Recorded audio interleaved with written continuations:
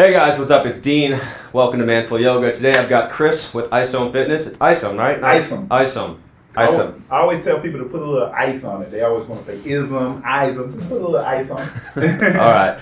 So Chris and I, we met. We were working on another project, and we just ended up talking a lot and realizing we've got a lot in common. We're pretty much trying to. We're different in terms of how we approach yoga, but we have very similar goals. We want people to be doing yoga. We want more people to be doing yoga, and more people kind of like us to be doing yoga. So today we're getting together, and we're just going to have a very natural, organic conversation about yoga and muscle, which is a topic that I get asked a lot, which is one of my more popular YouTube videos. People ask, can I really build muscle with yoga? So we're going to talk about that, and we're going to go through our experiences, both of our individual experiences as athletes and how that pertains to yoga, both before we discovered yoga and how we did things and how we viewed things, and then as well as after yoga. Yeah. So what we learned, how it made us better as athletes. So you guys already know, well, I'm assuming you know me. So again, I'm Dean. I wrote Yoga Basics for Men. It's an ebook that went #1 in 4 categories on Amazon. I've got the Top 5 Yoga Boost DVD. Founder of Manful Yoga, currently an audience of about 130,000 people, teaching, focusing on yoga as physical fitness, trying to teach you how you can improve your fitness with tools and resources to get stronger using yoga. So you guys might know me. It's my channel. You might know me, might not, but you definitely don't know Chris yet. So I'm going to turn it over to Chris and ask him, Chris, how did you get, just a quick intro, how did you get started with yoga, and what's a little bit of your background? Okay, cool. So let me start a little bit with my background first. Yeah. So obviously I played basketball all my life, playing basketball since I was 4 years old. And I ended up playing all the way up until the professional ranks in Iceland. And obviously when I started, playing basketball, stretching was not really a huge part of our regimen. We took 5 to 10 minutes to stretch and warm up, and that was about it. We're going into it. So a little bit about my background is professional basketball player. I've also coached and implemented physical education programs in schools. So I've always been an active guy. Now my background with yoga, and I started noticing, man, my body is aching, after so many years of playing. And my background with yoga is I met a gentleman. He was at a healthy eating restaurant, and he told me how yoga helped him with his addiction.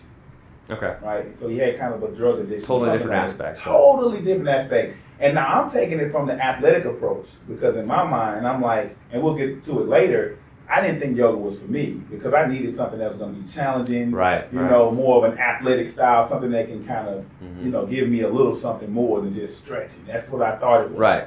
So I met this gentleman, total different aspect. He told me yoga helped him with his addiction. I said, there's no way. And so I ended up going to Bikram yoga, which is, a hot yoga, 105 degrees. I needed something challenging for myself. That's how I started too. That's how you started with Bikram. Cool. Yep, I wandered into a yoga studio. A total accident. I was looking for the tailor, trying to get my pants fixed. And I went into a Bikram yoga studio instead, and I haven't stopped going since. But same start. Same start. And so once I got out of that class, I'm like, wow, not only is it challenging, but I consider myself in great shape. Right. You have to think about it, man. Just like you, we're athletes by nature, and I'm thinking I'm in totally good shape. But what yoga did for me is it made me challenge myself. It made me look at my body and feel my body in ways that I never felt my body before. Exactly. Yeah. So, and I've been doing yoga now for 7-8 years, and it's just done so many wonders for me. Yeah, and so actually I want to point out, Chris actually did a Bikram yoga competition 2015, 2015, and he placed third? Placed third. So I placed third in that competition, and like I tell people all the time, yoga is beyond, being on the mat per se. We're talking about focusing on your breath, walking outside, earthing, these things, just getting in tune with your body. Right. So with that competition, and I'm a competitor. So especially with being an athlete, I'm like, I have to take advantage of this opportunity to compete in yoga. And once I did that, I placed third. I didn't practice as much on the mat as I wanted to. But I think just my overall practice within myself, doing it at home, and I didn't have really an instructor to teach me. I'm so used to having a coach when playing sports. But I didn't practice as much, but I did. I went up there, I was poised, You know, I was focusing on my breath, got really in tune with my body. It's just all about visualizing it. And I did really well, man. Got third place, qualified for nationals. And it's impressive. Yeah. Yeah, so anyways, point is, Chris knows his stuff when it comes to yoga is what I'm trying to point out. One thing I forgot to mention, I've been a lacrosse player. So the reason why I did all this fitness stuff and why I've been involved in fitness is because I played lacrosse. I played lacrosse in college. I ended up playing at the international level for a little bit for Team Turkey. And I still play here. I play with the men's team. Pretty competitive, so we scrimmage college teams, and I still run a lot and I still move, and I attribute all of that to being able to do that still through yoga. So anyways, let's get into our conversation now. So we're going to start talking about yoga and muscle, and we've selected a few different ways that we want to talk about this. So we've got 5 things we're going to cover. The first one is before yoga and weight training. So we're going to talk about weight training, so how we basically our experience with weight training, and how we approach that and kind of what we were thinking while we were doing it without yoga, without the context or without what we had learned from yoga. Second, we're going to go into soreness and how our bodies felt, and just how we responded to that, and what our approach to relieving soreness was before yoga. Third, we're going to move into flexibility, so what we thought about flexibility and probably what most people think about flexibility. And then we're going to talk about injuries, and this is a big one because Chris and I both have. Well, I don't know if you have oh yeah, so I tore my ACL, blew it out, ACL, MCL, PCL. I did Lovely. the works. You got the trifecta. We got the trifecta. Yeah. So we're going to talk about both of our have knee injuries. I've had a sprained ankle. If you have an injury, I can probably relate to it. Is my point. And Chris has probably gone through a lot of injuries too. So we'll talk about that and how yoga kind of before and then after. And then lastly, we're going to talk about our perceptions, about what we thought about yoga and building muscle and how it related to building muscle, both before we started doing yoga and then afterwards, now that we've done yoga, and how that's changed how we view the relationship between yoga and building muscle. So I'm going to sit down on my little makeshift chair. Well. Got some yoga blocks. So let's start chatting. So and I'll let you chat, but I'll let you start this off. But let's talk about weightlifting. So before I did any yoga and when I was doing weightlifting, for me it felt a lot like just trying to get reps finished and just really like struggling to get through them and just really pushing as hard as you can, and just getting the reps done. Right. So I don't know what did you experience before you started doing yoga? How was your mentality, I guess, or how did you approach weightlifting? So, and I don't know if you call this, I grew up in kind of the school of hard knocks, the old school way of approaching things, just go hard to go home. No pain, no gain. No pain, no gain. Mm-hmm. So, and that's just what I've functioned at all my life. My role models growing up were Michael Jordan. I wasn't as intrigued by how you almost got to be as tall as him. I heard he stretched from a chin-up bar to stretch himself to grow taller, so I had to do the same thing. I'm 6'3" and a half. I didn't make 6'6". I almost made it. I'm going my 8 inches from that. Yeah.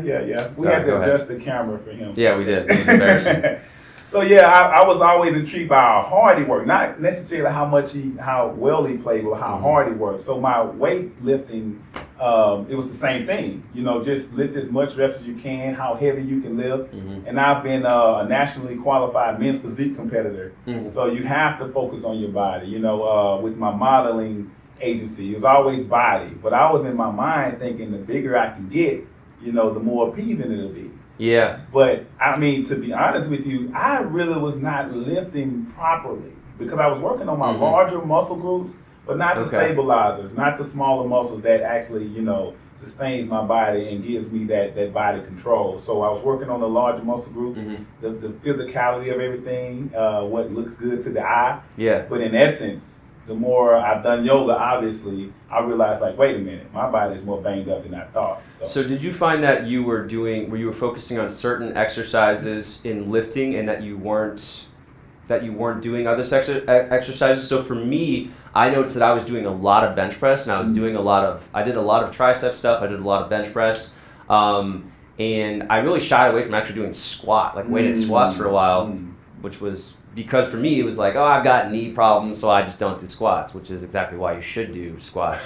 But for me, I shied away from doing a lot of exercises, And that led to a lot of issues with, particularly with my rotator cuffs. Right. And so I had I kind of had the symptom of rounding the shoulders, and when I was doing bench press, I was like pushing my chest up like this. Right. And it just, and when I was younger, it was okay, but as I got older, whatever that means, like 21 or 20, I could start to notice that it wasn't something right. So I guess I'm curious for you, what was your experience with, did you have a balanced training program, would you say? I would say I did not have a balanced training program. If I had a balanced training program, I would not have gotten injured. Mm-hmm. And hindsight is 2020. I'm looking back on it now like, man, if I had strengthened my glutes, right. taking a little bit of pressure off my knees and off my hamstrings, mm-hmm. you know what I mean? So my approach was not balanced at all. When you think about gentlemen lifting, you know, the muscle group that most people try to get bigger or try to define is going to be more your shoulders, your chest, things like that. Obviously working on your abs and all of that. But when you think core,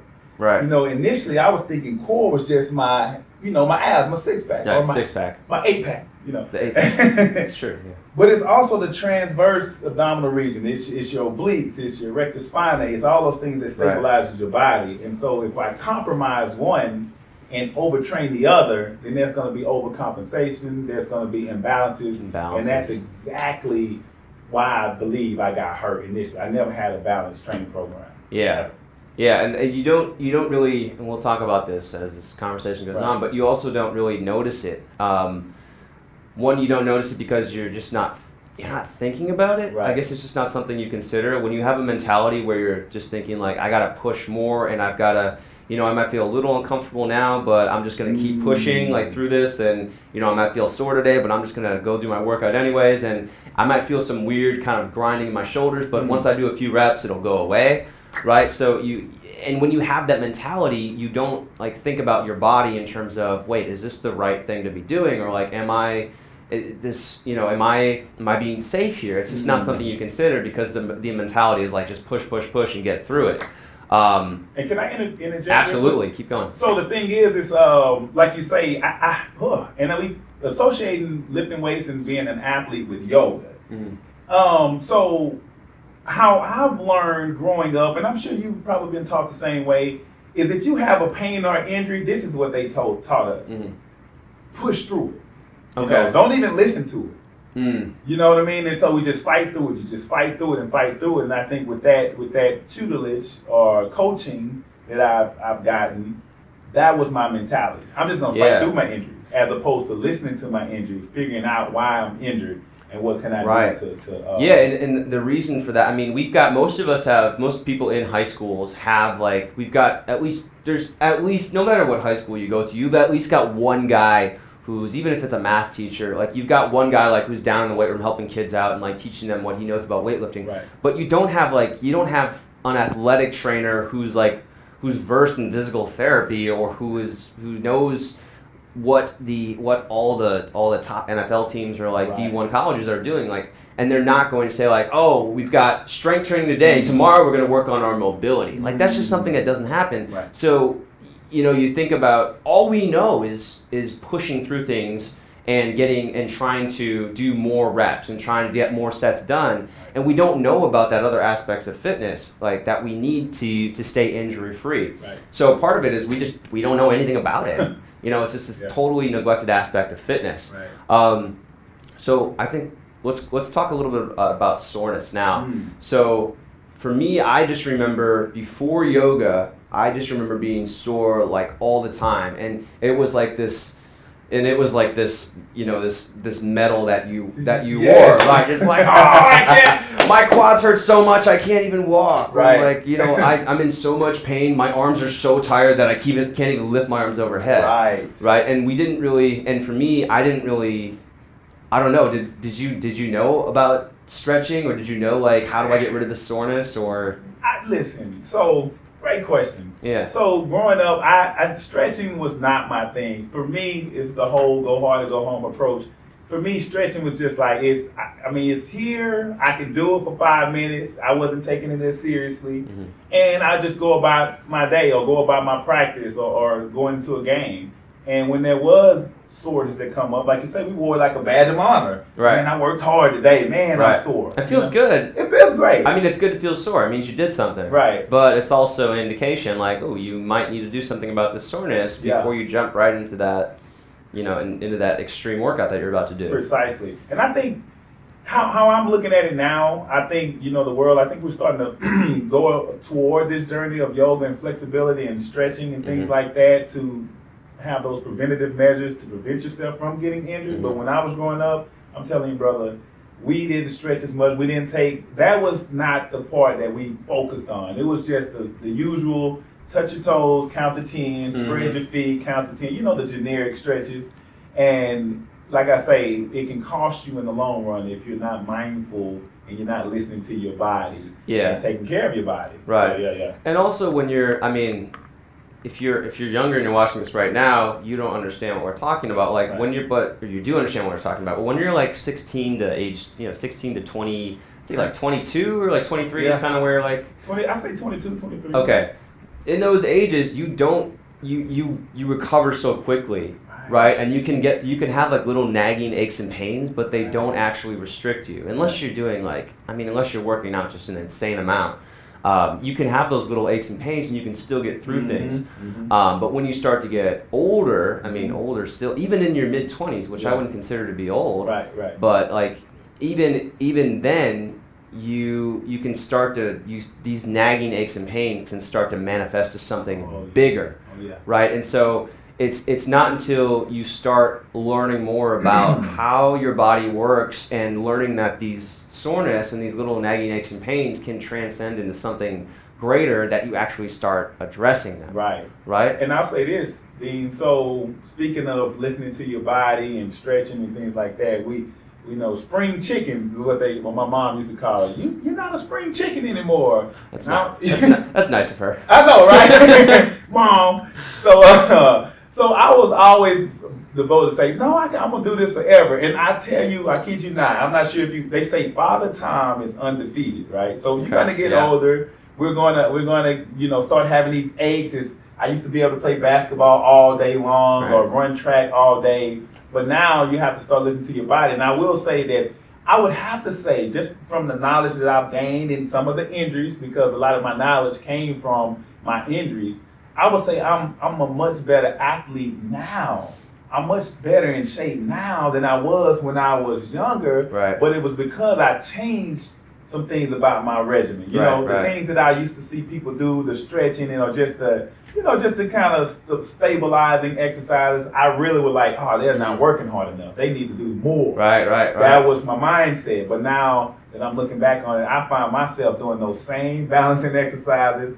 I find myself doing those same stretches, like, I have to do these things first to take care of my body, to warm it up, to prep it, so it can do whatever activity it is. You know what I mean? Yeah, and let's talk about that now. So this is actually the next topic, but it's flexibility. And so let's group into this just for the sake of what we've been talking about now. Let's group into this category, right? The things that we might not think of as important, right? We think of in terms of like our traditional approach to fitness, we think of strength as important. We think of speed and agility as important, but we don't consider those other aspects of fitness which indirectly help us maintain and even improve those main aspects of strength and speed. So when it comes to flexibility, when it comes to core strength, when it comes to restorative stretching, those are all aspects of fitness that you need to do. Actually, you need to do just as much as the other stuff in order to be better at that other stuff,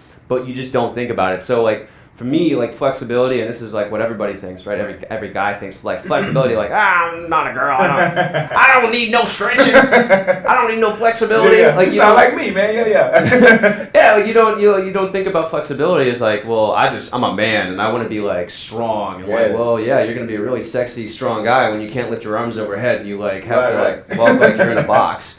So like flexibility is something that you just look at and you're like, it'd be cool to have, but I don't need it. But the thing is, like, flexibility, obviously we know now what flexibility does, but let's talk a little bit more about, like, what's your experience with, like, with like, again, with flexibility, with like training your core more, Gotcha. and not just like six-pack Right. six-pack exercises, but actually like core exercises like stabilization Right. and things to take care of your spine. So when we're talking about, it's funny that you mentioned that about, thinking about, hey, I don't want to.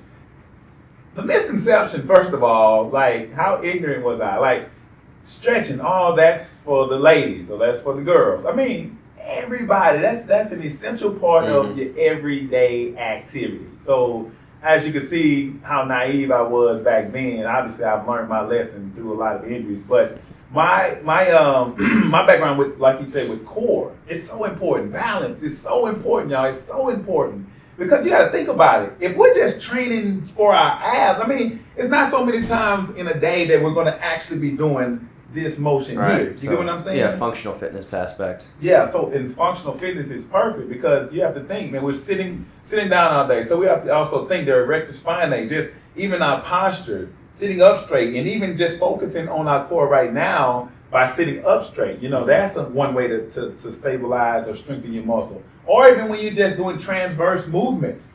All these functional movements so that you can go about doing your everyday life or picking something up, you know what I mean? Working your back muscles, working your posture and your spine, all those things make for a better life. So it goes beyond just being on the mat. It goes beyond just being on the gym floor or the football field. We have to start thinking about, okay, what muscles can I be using or am I using in my everyday life? And there's practical things that you can do in the gym, on the mat, that can actually train you or train your body to function at its highest, beyond just being on like I say, a track or anything like that. So a lot of my movements are functional now because this is just a necessity of life. It's like breathing. It's like breathing, baby. You have to have it. Yeah, and I think along that same line of doing those functional exercises and doing those exercises that work on flexibility and stretching, I think there's a general theme behind this, and it's that these exercises aren't as intense as speed or strength work, and so we look at them and they're like, well, I want to do something really intense. But the thing is, fitness is not all about intensity. If you're showing up at the gym every day and you're just doing an hour of extremely intense work, of extremely intense exercises every day, you're not really addressing fitness as a whole, and you're not going to be able to sustain that because you're not doing the right exercises. So I think that I hope that fitness starts to change in the way that we don't always think about fitness in terms of, well, this workout burns 1,200 calories, so I'm going to go do that workout instead of doing this workout that will give me exactly what my body needs right now. And I'll say this too, then. I'm not sure if you've heard this expression before. I'm not sure if you all have heard this expression, but the older people, the older generation, we used to always say, oh man, he's strong. He has old man strength. But what it was is basically like they were more functional back then. You think about lifting weights now, how as we live right now, is really a relatively new thing. Right. You get what I'm saying? Because back in the day when we're just picking in the garden or picking up whatever, however they survived a century or 2 centuries ago, it's much different than what we're doing right now. And when we talk about old man strength, it's basically like those guys were much stronger because they were doing a lot of functional movements just by the work that they did. You know what I mean? Yeah. They were not as sedentary. So if you push someone over, you can have a guy that's super big or looks like he has the core and the abs and things like that, and you can really push him over. And we had this conversation yesterday. I advised Chris not to push over. Yeah. I advised him not to push over giant dudes with huge musculature frames. Don't try this at home, guys. Yeah. Anyways, keep going. Yeah, so if you push someone over, I did that with Dean yesterday. No, I'm just kidding. I wouldn't push Dean. So if you push someone over, just because they look the part externally doesn't mean they have that core strength. Doesn't mean that their mind and their body are connected. So they are just as susceptible of falling over as someone that's smaller frame, that's skinnier, that's doing all the right exercise, the core movements, the balancing. And if you push that person over, you think about somebody like Bruce Lee. Smaller guy, you know what I mean? He did a lot of body weight exercises, but he was super strong. That's what I'm talking about, old man strength.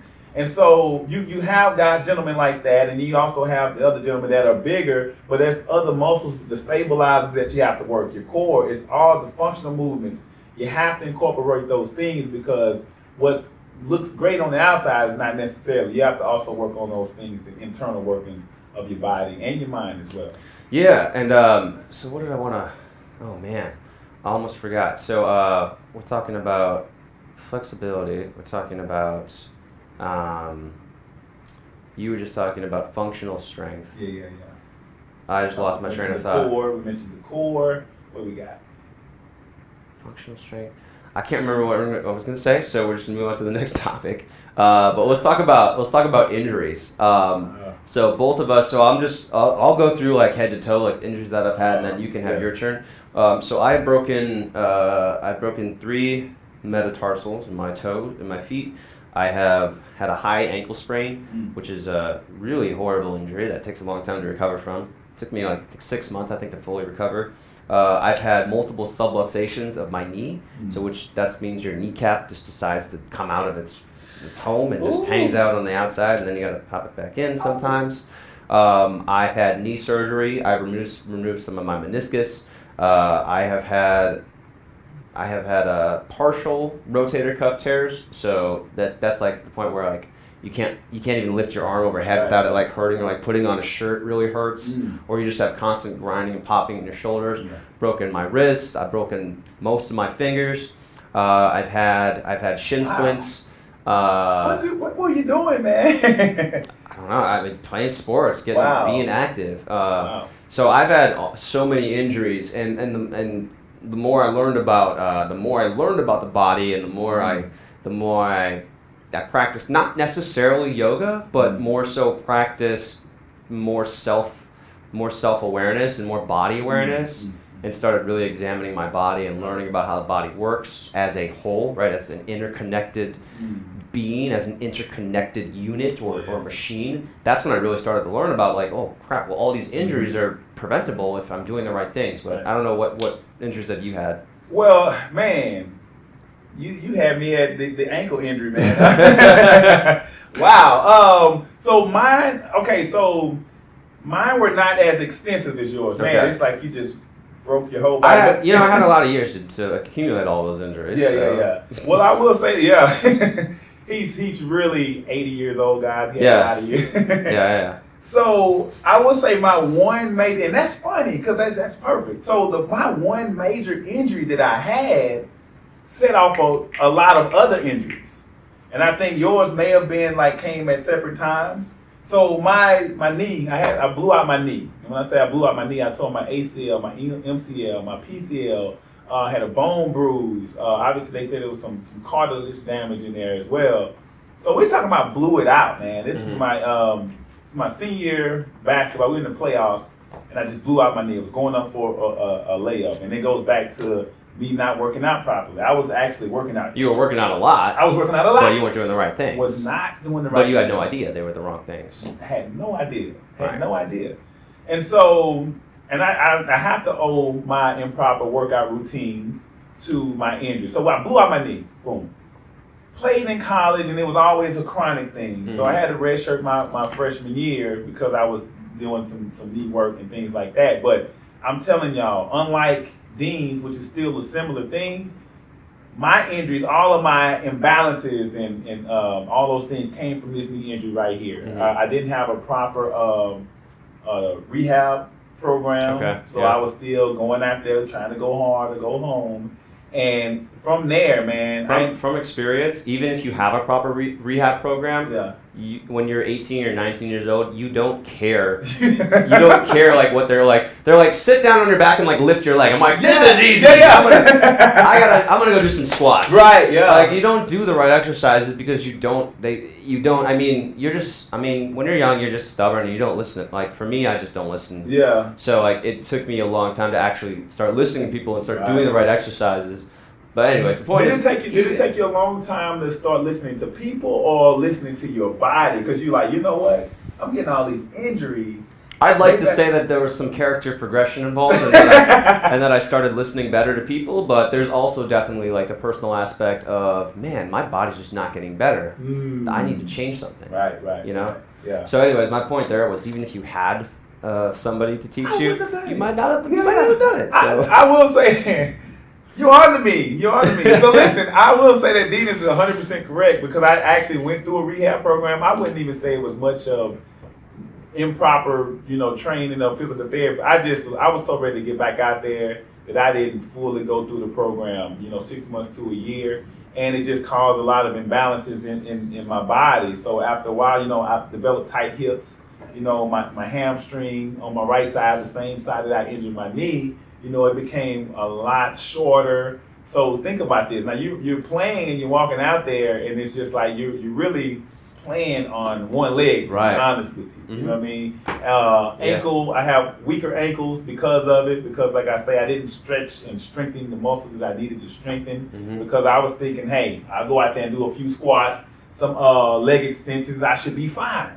No, man, it's a lot more to it. And just like you say, the physical therapy, lifting your leg up and things like that, it just caused I would say even now, I would say my left side, which is the stronger side, is stronger than my right side, only because, like I say, I feel like when I injured this knee right here, a lot of everything else was compromised from improper rehab and just improper training even after that. So yeah, and then we talked about injuries, and again, like a lot of it just leads back to we just didn't really know the right exercises to do. But we'll get back to that, and we'll talk about like what we've learned and. We'll talk about our enlightenedness, like what we've learned from yoga. Just kidding. But let's talk about like our perceptions of actually yoga and muscle, right? Cool. Because, you and let's be serious, when we look at most yoga instructors, they're not huge, right? They're not big guys. That's true. Or girls. Right. I think now that we're kind of exiting the age of the yoga gurus, right? We're not like, people aren't as like dogmatic about yoga anymore because so many more people are doing it, and I think there's just more people are saying like, well, why, right? More people are just questioning things. So I think more and more yoga instructors are incorporating other aspects of fitness into their routines. Like it's very normal to see like a yoga instructor go to a CrossFit gym a few times a week, or for a yoga instructor to post a video like of him doing back squats or front squats, right? Or doing pull-ups, right? But before, you wouldn't get a lot of, before yoga really started getting popular, which was like 2000, we'll say like between the 2008 and 2013 range, which was when it really started to blow up. But before then, you didn't get a lot of yoga instructors practicing other things. There was a minority of yoga instructors integrating yoga with their other practices. And so, because of that, when you saw yoga instructors, they were mostly smaller, right? They weren't as focused on building muscle. They were more focused on other stuff. So there's this perception that yoga doesn't build muscle, or like, right? Yoga's not a difficult enough workout to build muscle. So I'm just curious, like, what was your experience with that, and what did you know, or what did you think based on Well, I'll say this. To anybody that's challenging, can yoga build muscle, or is it something that, even if you lift weights, is it, whether they're masculine enough or whatever, tough enough? Trust me, go into a yoga studio and try it out for yourself. I'm telling you, you get a lot of benefits. But like everybody else, the consensus was, when I found out about yoga, it was 2010, so right within that frame of, 2008, 2013, when yoga just started really taking off. Like I say, I thought yoga was, I don't know why it's almost like a disrespect to the ladies. Sorry, ladies. So it was like, I always was like, man, yoga is for ladies. I'm in here, I'm trying to get faster, bigger, stronger, faster. That was my thing, bigger, faster, stronger. And I just stretching for an hour, I just cannot see that. How is that going to help me, build my gains and build the strength that I'm looking for to do my modeling, my physique competitions, and picking up my women and carrying them to safety. Yeah, right. So, and we're making ourselves seem like chauvinists, but we're really not. No, but yeah. So my background was, I feel like yoga and weightlifting, they go hand in hand. You have to think about this for a second. They go hand in hand. I have the yin and the yang. The yin and the yang. You cannot have one without the other. You have to find balance somewhere. You have to explore both sides. And I have a lot of my yoga friends and yoga instructors. I mean, I have a whole huge community of yoga friends, and they always come to me for resistance training to actually, nowadays, because I'm thinking they're understanding. They may have been so far in that, hey, I need to add a little bit of strength to my yoga practice, or vice versa. When we're talking about we're so driven as far as being faster and being stronger, or getting the muscles, then we may be too yang that we need to venture over to the other side and just get more flexibility and get more in tune with our body. And I really feel like once we, just like my experience was, I didn't know some of the injuries that I had. Yoga just helped me just really fine tune and really know my body and really start paying attention to my injuries, which inevitably helped me become a better lifter. I know that it sounds like wait, what? But trust me, yoga helped me become a better lifter because I was able to feel my muscles with each rep, with each set, as opposed to just maxing out and not really getting the full benefit. So I think there is a paradigm shift going on to where we're having to understand that yoga and weight training, they go hand in hand, or resistance training, or any kind of athletic movement. It's a staple. You cannot have one without the other. That's just like saying, yeah, I eat healthy, but I don't drink water. Kind of got to drink water and eat healthy. You know what I'm saying? So they go hand in hand. My initial perception of yoga was it's for ladies. Right. It's not what I need at this moment, but I challenge anyone that feels that way, go into a yoga class, do the different types of flows, and I can guarantee you, because you have different types of pros. It's like different handstands and different stances that help you with your balance and help you with your core. Mm-hmm. Trust me when I tell you, if you want to be a lean, mean fighting machine, yoga is the way to go. And also incorporate your weightlifting as well. This is what I found out through experience. Yeah, no, same. Yeah. So, all right, so I'm going to end this here just because we've talked a lot and this has gone a pretty long time. Yeah. So we're going to break this up into two parts.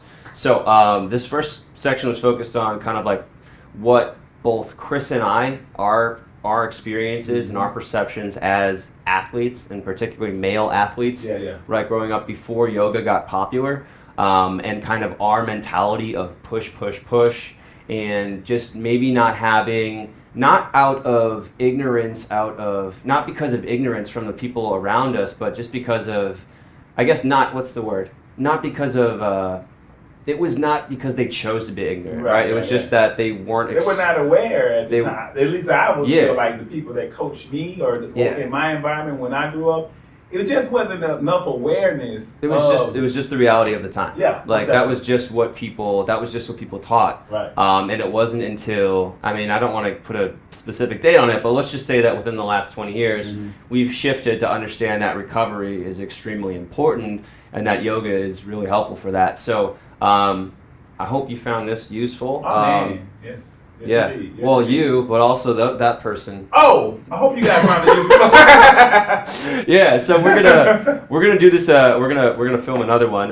We're gonna go through and actually talk about. This was the before, right? This was before yoga, and so let's talk about. We're gonna talk about another one. But talk about after yoga. So how all those things changed after yoga. So again, going through that list, how did what we talked about today before yoga, what were our experiences with, number one, weightlifting, number two, with soreness and muscle recovery, number three, with flexibility, with the more, let's say, softer aspects of fitness or the less intense aspects of fitness. We talked about injuries, right? So learning about why injuries are being caused and not really being aware of the cause. And then the lastly, what was our perception of yoga and how it could help our fitness, right? Or yoga and muscle. Right. So we're going to talk about all those things again in our next episode, wherever we're posting this, audio, video format. Let me give you some info about how to find Chris. Actually, how about Chris gives you some info about how to find Chris? All right, I like it. So, hey guys, if you want to find me, you can find me on my Facebook page. It's IsomZone. Also, you can find me on Twitter. How do you spell Isom? ISOM. Okay. So simple, so sweet, so easy. ISOMZONE. Also on Instagram and Twitter, you can find me at IsomZone as well.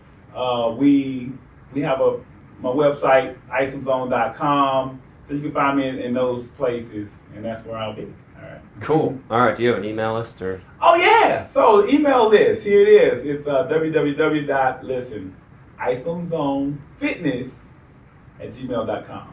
Hit me up, link up. If you guys want to know any questions, concerns, comments, anything, just hit me up. Cool. All right. Well, thanks for your time today. All right, brother. Appreciate you. Man. Yeah, and we're going to talk again. So thanks for joining me. Again, this is Manful Yoga, Isom Fitness. Hey. And yeah, make sure you subscribe to our Facebook. Well, not our, but mine and yours. Yeah. For our individual, subscribe to our individual Facebook pages, our Instagrams, YouTube, and what else are kids using? And Snapchat? Snapchat.